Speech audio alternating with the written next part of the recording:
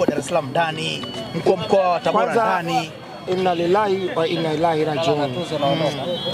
Watumishi wa Mungu, watumishi wa Mungu, mkiwa pamoja na anaitwa Mtume Mwamposa, Shehe mkuu wa Dar es Salaam, Shehe mkuu wa Dar es Salaam, si ndio? Jamani, nchi yetu bado kuna wagonjwa wengi kwenye mahospitali wanahitaji dua. Nchi yetu bado kuna mambo mengi ya msingi ya kwenda kuyafanya, mkiachana na hilo jambo la kidunduka.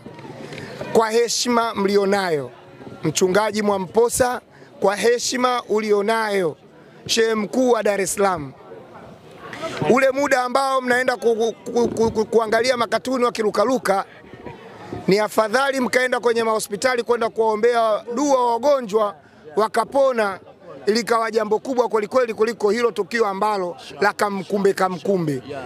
Ningewaomba wachungaji na mashehe ambao mmealikwa kwenye huo mwaliko, huo sio mwaliko. Kuna wagonjwa ambao watapoteza uhai wao kwa muda huo kwenye mahospitali yetu nchini. Nendeni mkawatembelee wagonjwa. Litakuwa jambo kubwa kwa Mwenyezi Mungu kuliko hilo. Yaani mimi nina imani hiyo kwa Mwenyezi Mungu. Na kama ikitokea wakaenda, basi Mwenyezi Mungu awashushe balaa la kipigo kikali. Kwa kaka, yani hao wengine mimi siwatambui.